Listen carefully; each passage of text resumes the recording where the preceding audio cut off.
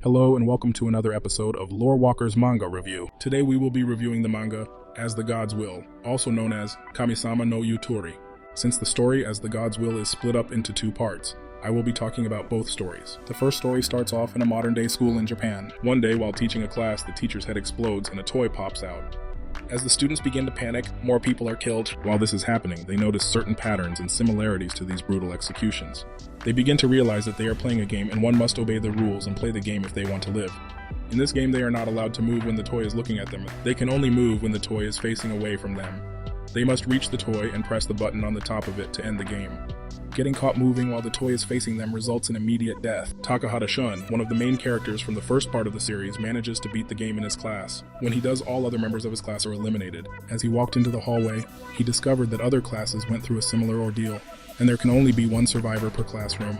The survivors make their way to the gym where they try to figure out the next game they must play. They stare at mouse costumes and a basketball with a timer on it.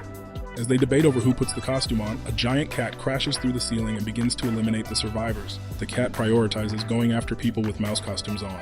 As the cat is rampaging about, they notice that it has a basketball hoop on its neck.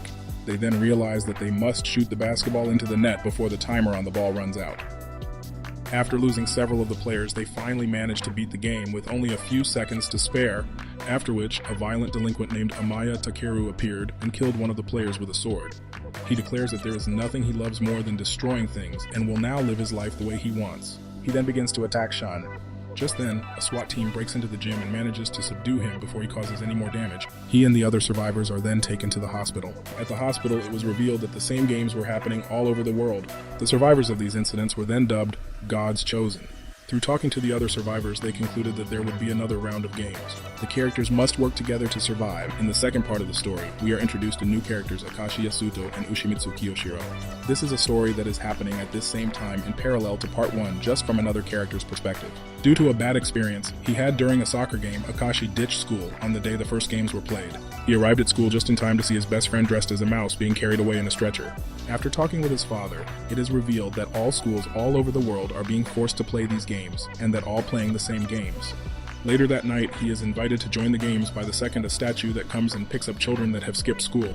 Thinking that this was his only way to find out what happened at school, he agreed. Along the way, he gets the first taste of how dangerous the games will be, as the statue kills several people on the way to its destination to keep the location of the games a secret. This manga does a phenomenal job of characterization. You see the process of how the characters slowly change and find different ways to cope as they are repeatedly put into dangerous, life-threatening situations. Some characters go crazy, some offer their body for protection, some become extremely violent, but they all go through some sort of change. There is a diverse cast of characters, and the story does a good job of making the characters memorable. It does quite a good job of spreading the screen time around so that all characters have a little bit of screen time. They also don't really have any throwaway characters. It feels as though everyone and everything plays a part in the story, propelling it forward in some way. The story also focuses more on the morality of the situation and its complexity. The manga is not told from a morally black and white, clear and cut good guy versus bad guy story like most other manga.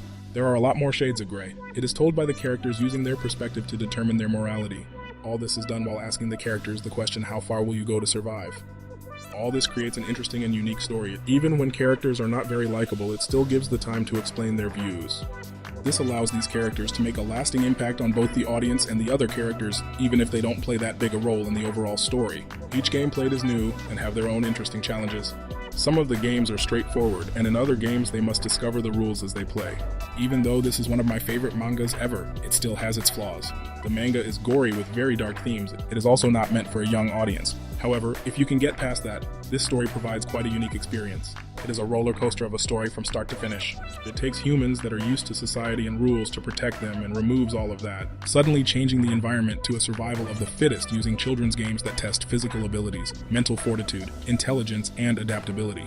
For my 1 to 10 scale ratio, I give this a 9.5. As the Gods will taps into the fascination with survival games and supernatural elements. The blend of horror, suspense, and high-stakes situations aligns with themes commonly explored in this story. The manga appeals to audiences interested in dark fantasy, psychological thrillers, and stories that challenge characters in extreme scenarios. This is one of my all-time favorite mangas, from characterization to pacing to intensity to the stakes for the characters.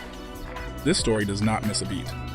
This manga is what you would get if you mixed Stranger Things with Squid Games. So if you like either of these shows, then I can't recommend this enough.